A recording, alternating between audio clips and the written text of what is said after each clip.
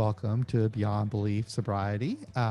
This is John. If you're new to our YouTube channel, we are a podcast, and we're taking a look at issues that might be of interest to people who are really seeking a secular path to recovery from addiction. And today, my guest is Timothy Clancy.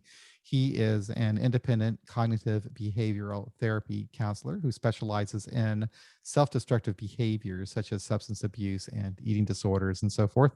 He is also a certified SMART recovery meeting facilitator, and he's the author of a book that I just finished reading last night and really enjoyed. It's called The Road to Sobriety, A Personal Experience. And today he's my guest. Welcome, Timothy, to Beyond Belief Sobriety. It's so nice to have you here. It's nice to be here. Thank you very much for having me. Well, I totally enjoy your book. There is so much in there. I mean, you start with your own personal experience, which is always valuable, I think, to anyone who wants to understand addiction, is to hear it from someone who's actually experienced it. And then you go through a lot of detail about, the nature of alcoholism specifically, and the recovery process, different recovery options that are available to people. You talk about relapse, how to come back from a relapse. You talk about the goals of sobriety. I mean, there's just a lot of good information in there. I was reading the Kindle version, so there's little links I can link to and see where you got some of your information. And it was just really well written. I enjoyed it. I've read a lot of self-published books, and some of them are really not so great. This one's actually a pretty good one. So really, really well written, and you did a really great job with it. So that was a pleasure to read. It's nice when I read a book like that where I'm really comfortable recommending it. So good job with that. Thank you very much. I appreciate it. So I thought maybe what we could do is kind of go through that book and your own personal journey and what you're about today. And, you start by kind of laying the foundation of your life when you were starting out. It sounds like you really came from a nice family. You came from parents who loved you. You did have a learning disability, and you were bullied as a young kid. And you think that might have played a little bit of a role possibly in later on developing alcohol use disorder? I do. Because of the bullying, I was always kind of striving for, I don't want to say acceptance, maybe friends. And it turns out that my liver processes alcohol twice as fast as most people. Yeah. So, which is funny because I have epilepsy, and that's where your epilepsy meds are metabolized. That's how I know. Mm-hmm. And when I started drinking, I could drink faster and more than everybody else. So at parties, people would come up to me, and, the exact opposite of being bullied and whatnot. It was kind of being the center of attention. So, looking back, that's what I think was a big part of it. Yeah. No, I can relate. I don't know if I was really bullied. I mean, I had my ass kicked quite a bit, but I grew up in a military family, moved around a lot. So for me, it was always this need to kind of somehow fit in. And I started drinking very young. I mean, I was like 8 or 9 years old. So by the time I got to high school, I could drink anybody. Pretty much, I kind of knew what I was doing. But it was also one of those things where, at the time, I think I might have saw it as social drinking, and I was definitely using alcohol as a lubricant to somehow fit in with those friends in high school.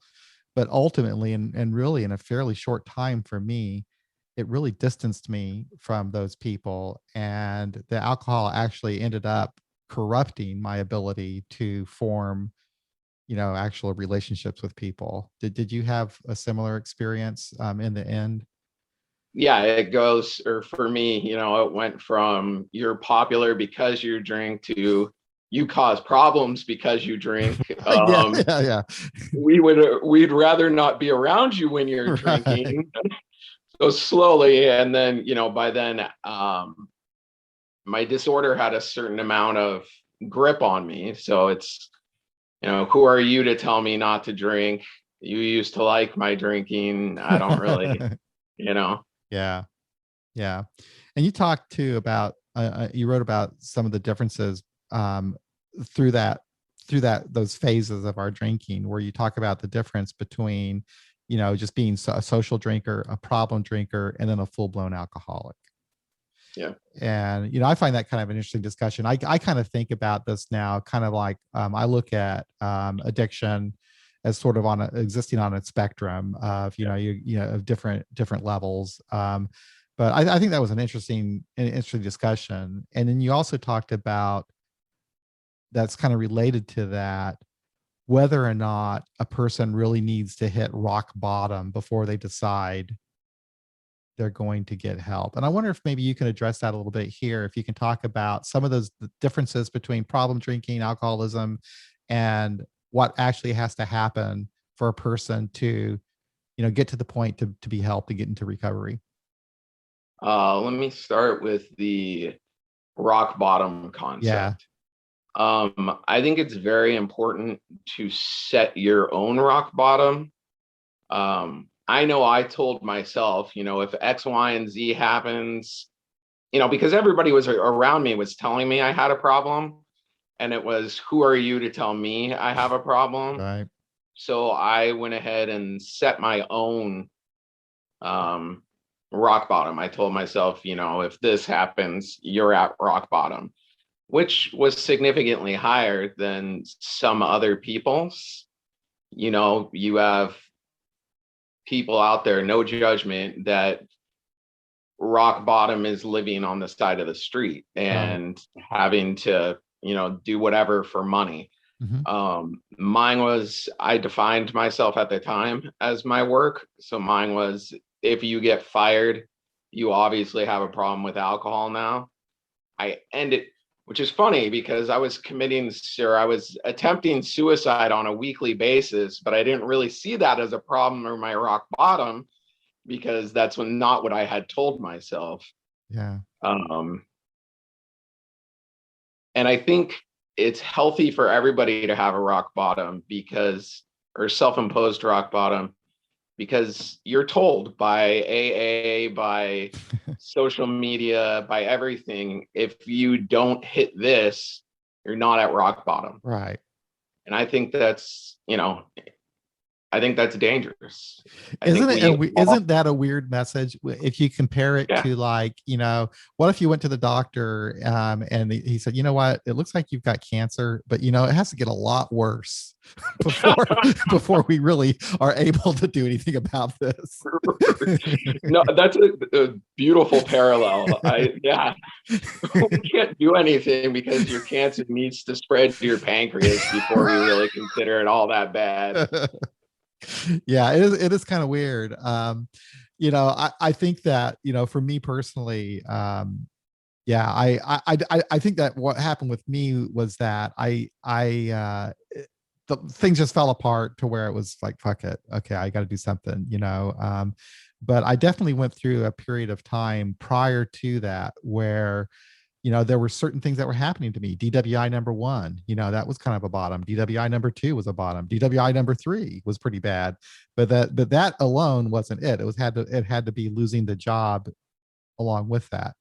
But I don't know. I guess I just would like to think that it would be possible for people to, I don't know if it's really important to focus so much on maybe whatever event is going on in your life, but if it's hard to say. It'd be nice to know that, it'd be nice if people could just kind of recognize, it's really difficult when you're in the grips of an addiction, but if you can recognize that something isn't working, and, that you can get off at any time you want to. But I don't know if any of us can actually plan when we decide we're gonna do this. Right.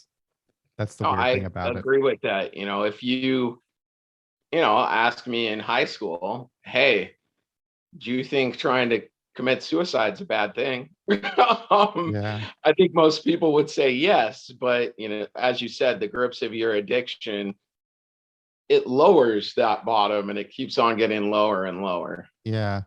But what I found moving from your story too, though, is it seemed to me like that moment of decision for you was apparently, I guess your mother was getting ready to take you to an intervention, and you didn't know that at the time, I guess. But did she? Is this? Am I understanding this right or remembering it right? That she found you again trying to commit suicide, and she just wanted. She said, "I just whatever I can do to take away the pain, you know." And it seemed like that was the moment for you Yep. that you said enough. And I think that she was going to take you to an intervention, and you already decided before that, I've had it. Yeah. Fuck it. I'm done. Is that I right? decided on the way to the, and it's funny, like you said, my mom has pretty much always been my best friend, is to this day, which is funny because if you're 18 and you tell somebody your mom's your best friend, you're a loser. But if you're Yeah. 35 and you tell somebody, they're like, "Oh my God, you're Very so nice. lucky." But she still is. And when one of your friends that drinks on and off uh tells you you have a problem or something like that, you're like, whatever, you drink, I can just drink more than you, or Mhm. something along those lines. But my mom was just being tortured by it, and that was kind of the end of it. So when she picked me up and put me in her car and said, I had blood all over me, I had puke all over me. um, she said, we're going to drive you to my house and clean you up and everything like that. And I want to, tearing up, I just kind of looked at her and said, Mom, I need help. Yeah. And they were taking me to an intervention. I don't think that would have turned out very well for That's them. what you said. That, yeah. It's good. It's That a was a good psych thing. It's minor. a good thing that you were ready Yep. before that, because that intervention would have just turned you off completely. I wouldn't have gotten sober. There's no way. I'm just a combative person. And I was a psych minor. So I can tear people down if need be. Yeah. And I think I say it in the book. Everybody would have left that room crying. It would not have gone well for Oh them. God. Not at all. But, and again, when people say, what's your catalyst for getting sober? Some people, oh, my mom found me with puke on me. It's another day. Right. Um, Everybody needs to have their own rock bottom. It's very important. Yeah, it just there's got to be some moment of decision, I think, that where you realize this is it. This is it. I think ultimately for me it was I couldn't stay out of jail. I was in jail a lot. It was getting kind Jail of, is not a pleasant place. yeah, it was really getting kind of old, and I'm very fortunate. I wasn't like sentenced for long periods of time, but they put me on probation for like 6 months and watched me pretty carefully. So yeah, that was it for me. Is I realized that wasn't going to work, but it was a real Right. cumulative thing. And I think even for Yeah. you, it was just that whatever it was an accumulation of experiences, and finally you got to that point where that was enough. But what's really nice is that you wrote in your book that you think that for the most part those types of confrontational interventions really aren't that useful, but that you do have some recommendations for how maybe an intervention might be done. I wonder if you could talk about that for a little bit. I think, each of us is individual, right? What might work for one person won't work for another. And, some people, I don't think anybody responds well to, especially at this point, because we become reliant on alcohol. I don't think anybody responds very well to somebody sitting there and yelling at you Yeah. and telling you, and that's what they show, unfortunately, in movies and TV shows. Did you It's used an to watch the opportunity. A&E series? Did you ever watch Intervention? It I was did a not. like, oh God, yeah. My wife and I used to watch it all the time, and it was usually what would happen is the addict would get pissed off and run away. Yeah. But yeah, I don't like, and I understand why somebody might be driven to that. This is a good point for me to tell Timothy everything he's done wrong and how yeah, it's hurt me and everything like that. I don't think that's a good catalyst to get somebody to decide on their own. If you're yelling and screaming at them, they made the decision for you. It's time for you to go to rehab. If your mom's looking at you and saying, you're causing me pain, it has to be your decision. Is Mm-hmm. it worth still doing this to her? And that's what got me. That's why, again, I understand, you've drugged somebody through, the addict has drugged somebody through the mud for 20 years, and somebody says, this is your opportunity. Just as a human, you're like, good, I can put everything on the table. They get to hear everything they've done to me, blah, blah, blah. And it takes a lot of strength on that person's part, whatever it is, your spouse's part, to step back and say, this might be my moment to confront them. I might want to yell at them, but that's not going to get him where he needs to be. And ultimately, that's my goal. Yeah. So you, after this meeting with your mother and your family, you were already ready to go to treatment. You went to treatment. And I think if I remember right in your book, you went to a couple of treatments, and maybe it was the first one you didn't like where they did the horses. Yeah, it was. I didn't like either treatment, Okay. but the first one I wasn't going to accept it. That's what I said. The first one was technically a waste of time because I didn't plan on stopping drinking after it. And was that I had. before this intervention? Was that before this conversation? Okay. That's correct. Okay. Yeah. So And the second treatment. And that was the one where you said, I don't want one that has anything to do with AA, right? That's the first Okay, treatment. I'll let you talk. The first treatment, the only thing I took out of it was, I don't like AA. Right. Because it was centered around AA, wasn't it? See, I used to, correct, all programs are, and I have the personal feeling it's because they're easy to run and you can maximize revenue. But at the time, I was actually very religious. That's very atheist now. And I was very religious. And what I didn't like about it is it doesn't comport with the Bible. You don't ask God to take away your sins and to take away your shortfallings, and then they all disappear. Right. That's just not how the Bible works. No. So when I was going through it, I was just like, this program is nonsense. I don't care what they have to say. And, I wasn't going to get sober no matter what at that point. Yeah. But that set me up to get sober, as in I knew I didn't like that program. So in the second sobriety attempt, I didn't have to focus on how much it sucks. Yeah. That was actually, my parents were ready for the intervention. So they actually had a list of facilities that I could go to. Mm-hmm. And I called a couple of facilities, and the first one, I called them all and I asked, can you get sober without AA? And I was still religious at that point, but I said, can I get sober without AA? The first one that said yes, I went to. Cool. Yeah, it's a shame, really. It's a shame that, and I'm very familiar with AA, but it's a shame that they present the damn thing just as they did in 1935. Yeah. Yeah. It's such a shame. That's what my thing is, right? If we're going to call it a disease, if we're going to say the medical industry needs to deal with it, what treatment hasn't changed since 1935? Are you going to get cancer treatments from 1935? Our technology and understanding of the human mind has progressed so much, even in the last 15, 20 years. To say you should be using something 70 years old, there's just a problem there. There is. And, boy, there's so much we can talk about, but you wrote a lot about the difference between AA and smart recovery. And I'm familiar with both, much more familiar with AA. I went through this training to become certified as a smart facilitator, but I never really did anything with that. It was like I did that just before COVID.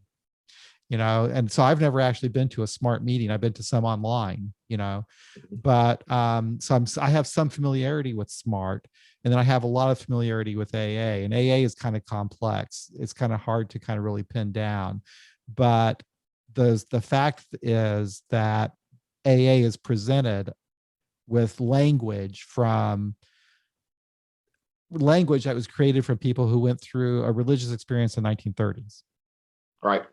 And it's totally unrelatable to Yeah. people, anyone anymore, honestly.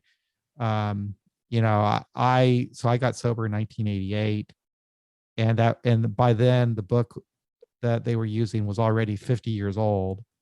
Right. And I remember then thinking, wow, this is really an old book. Isn't there anything newer? Yeah. Yeah.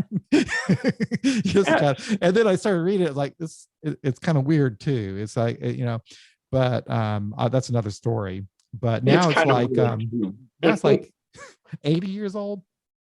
So I just Like I think, I said, think in there are terms like, hundreds. it would be like giving me a book back then that was written in 1908 or something. Yeah. Like, That's it. Just, oh, I it's, know.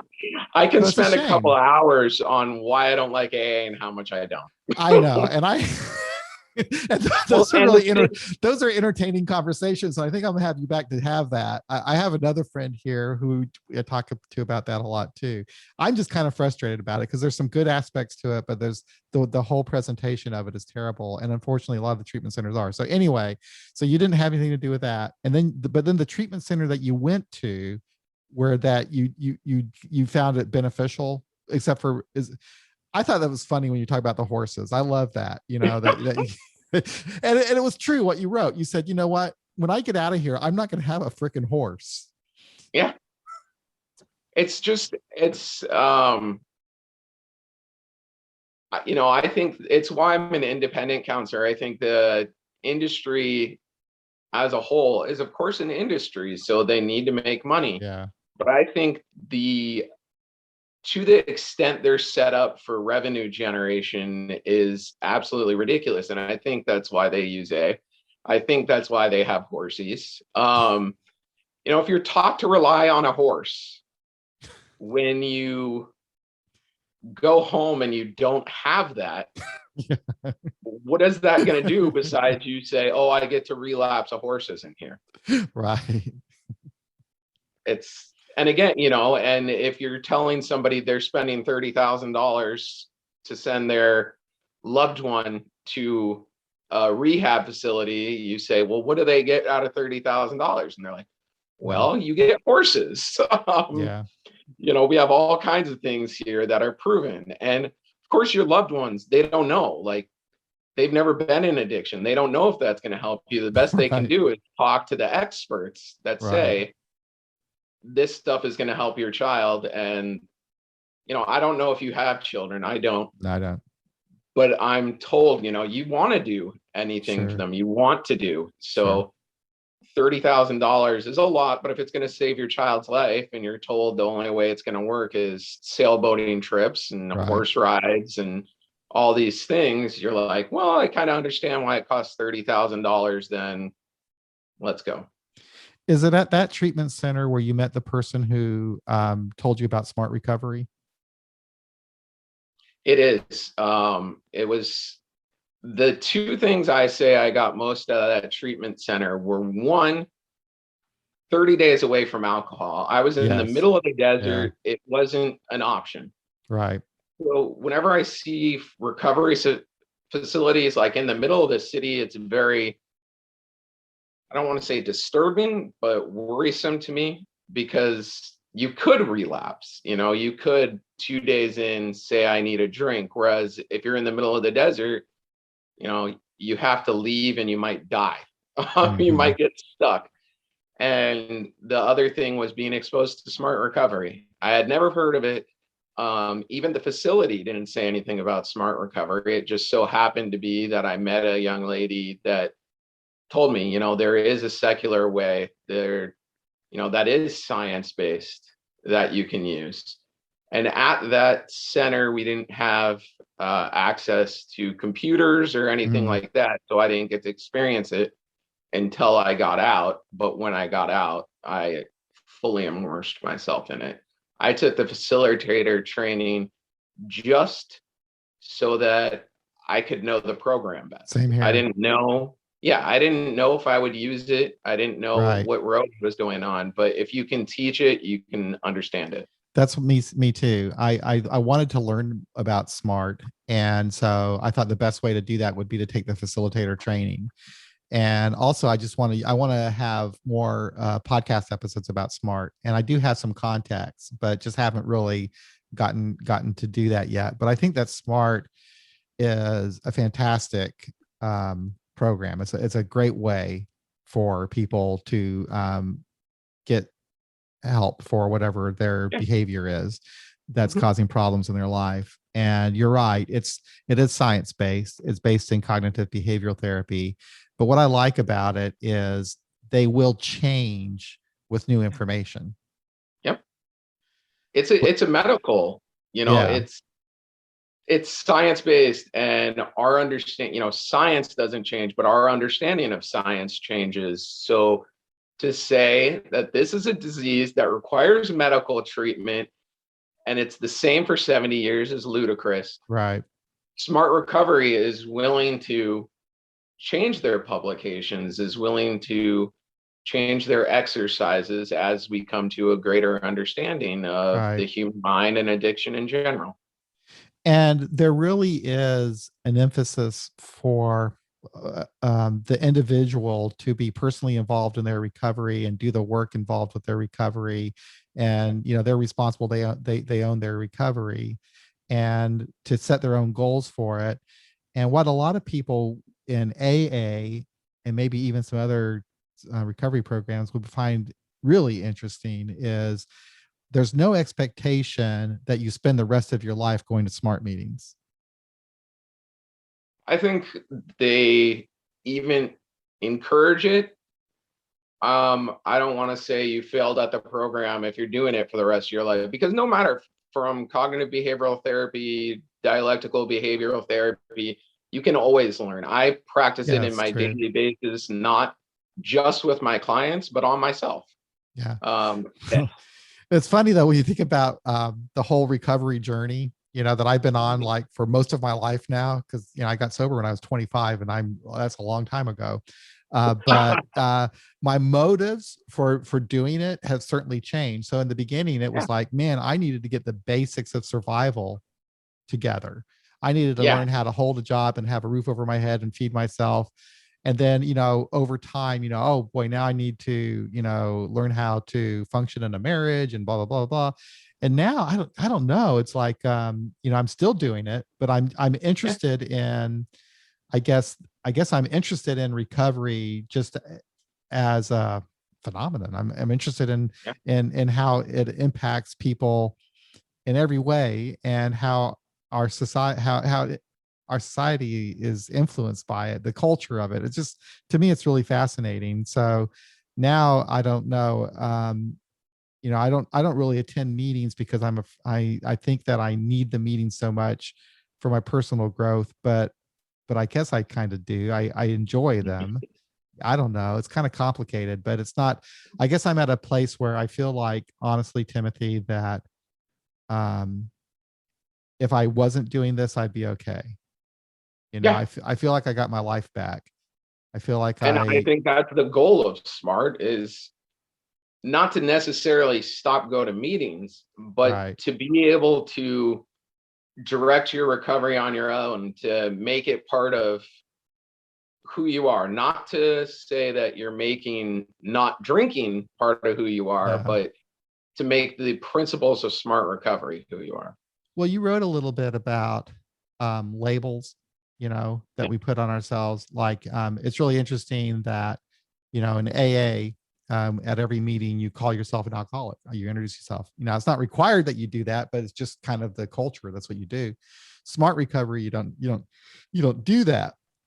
Yeah. And I have personally been training myself to get away from using that label on myself. And I wonder what your thoughts are on that. Are these labels useful? Are they damaging? Does it matter? I think once you get further in sobriety, it's good for you to define it for you. Maybe it's good for you to label yourself. But for me, I know it was harmful. I'm Timothy. Um, Mhm. I'm not an addict or alcoholic. I'm not a Camaro driver. These are parts of my life. That's not who I am. I am me.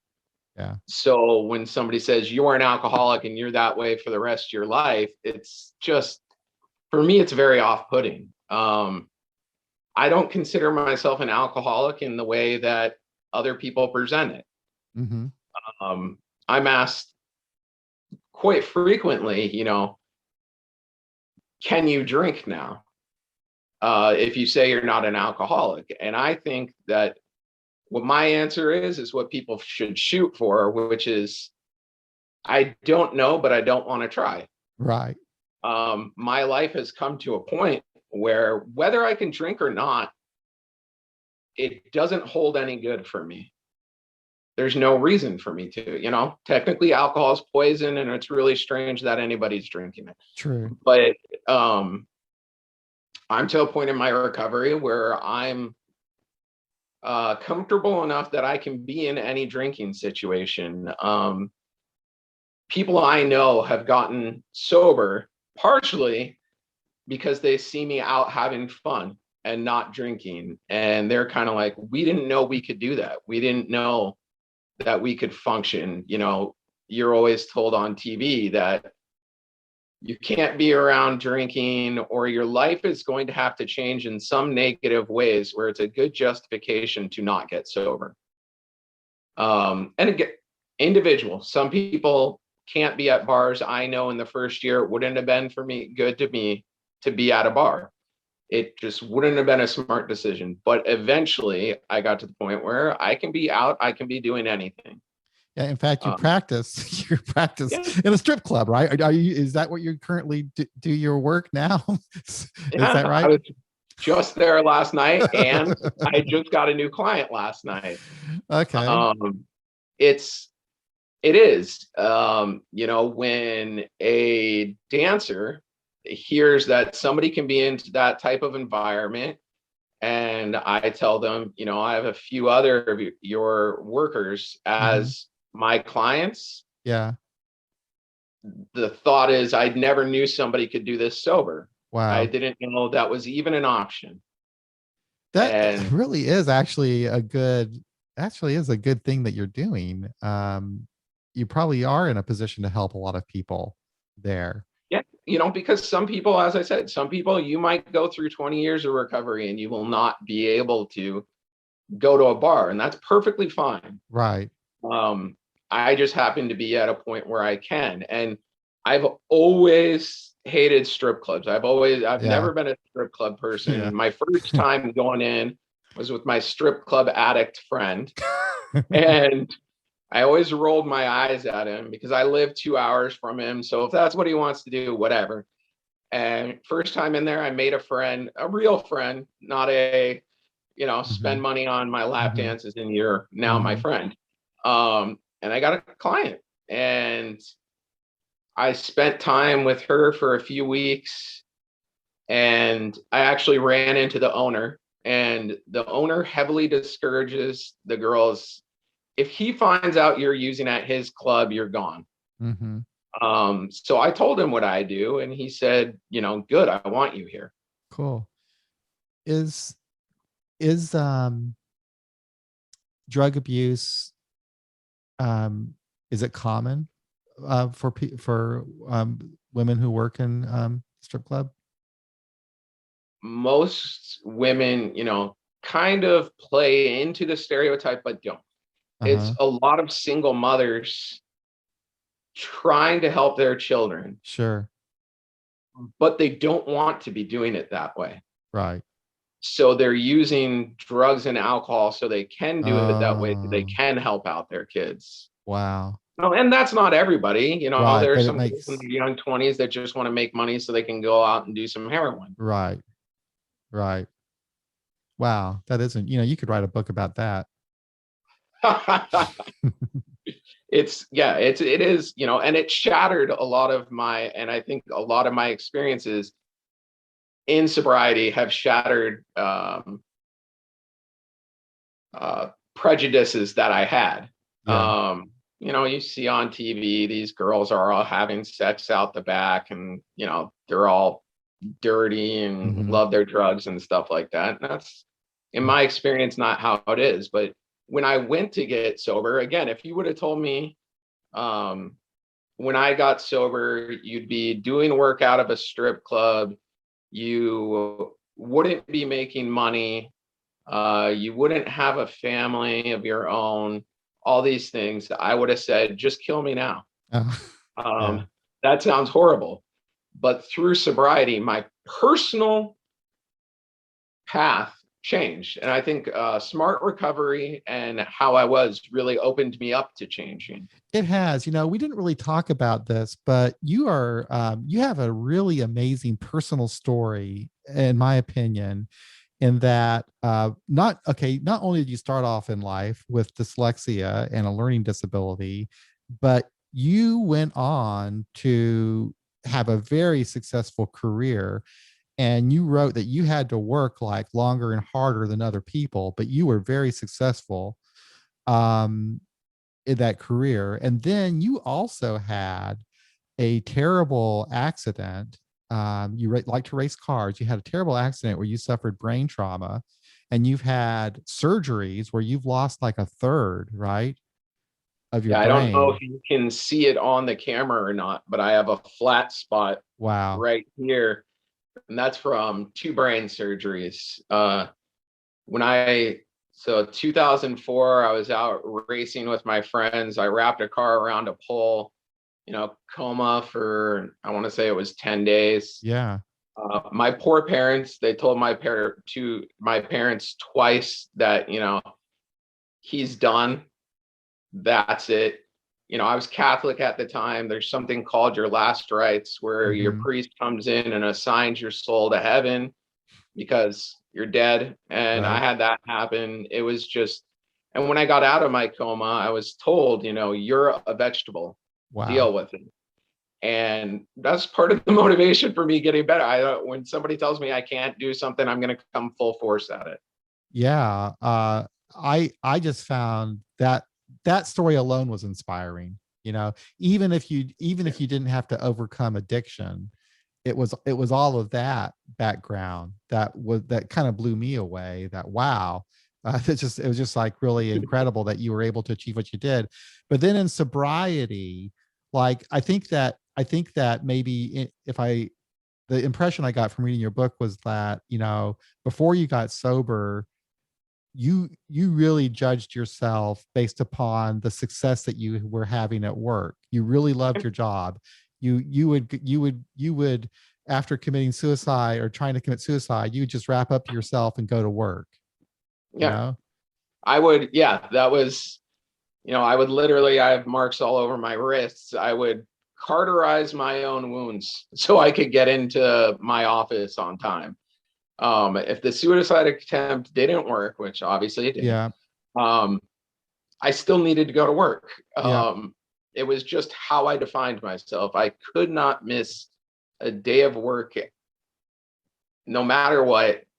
I could be out drinking and flandering and everything like that. It was all okay as long as I got to work. But you've changed now. So you're not quite you're not as career focused, I guess, or you how do you define a successful recovery life today for yourself?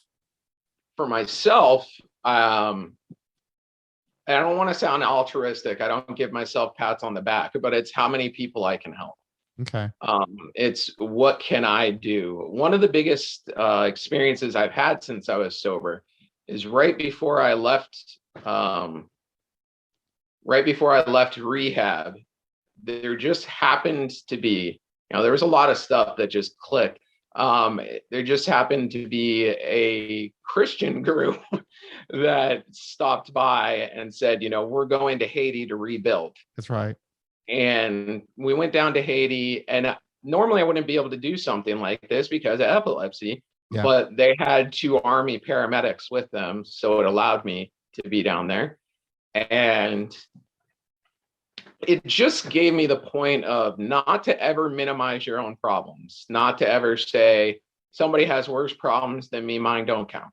Hmm. Um, but to know that somebody else has made, and you don't want to say worse, because everything's individual. But because somebody has made it through these horrible situations and is still happy, is Yeah. still fulfilled, that I know I can do it. And in my case, it's 10, 11, 12-year-old kids that are being escorted to school by AK-47 and don't know where their next meal is coming from.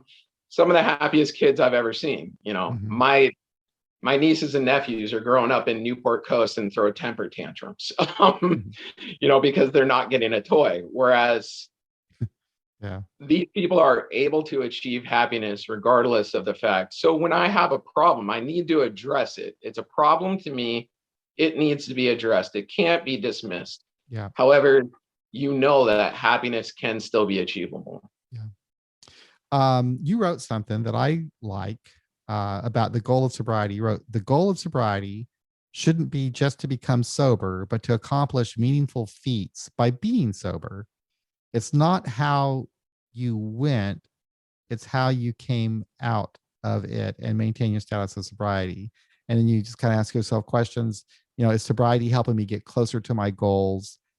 Is it helping me achieve my dreams?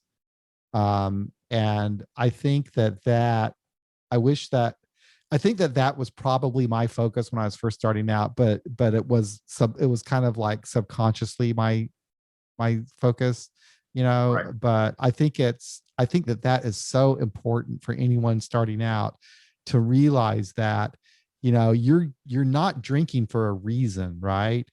Right. It's Right. not just to not drink. It's to have a life, and you get to Right. decide what kind of life you're going to have. That was another problem I had with AA. They have that saying, and it's if you want what we have, keep on coming to our meetings. And I look at these Right. people and I say, I don't want what you have. No. Because the only pride you take is the fact that you're not drinking Right. and you're kind of stuck in that. And again, it goes to when I'm at this club and people are like, oh, we didn't know you could be out here, because we're taught in AA that we can only hang out with people that don't drink because they're the only ones that understand us. Yeah. And for me, the time of your sobriety doesn't matter. Right. It's what you've achieved with it.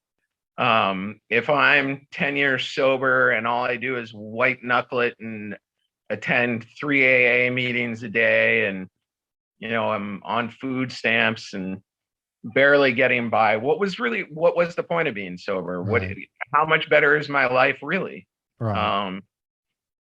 Yeah. So to me, getting sober it's always with you that you needed to get sober, but it's what can I accomplish with this sobriety? And that can be that doesn't have to be work or money. No. I have no money compared to what I used to. I'm Mhm. working in a completely different field.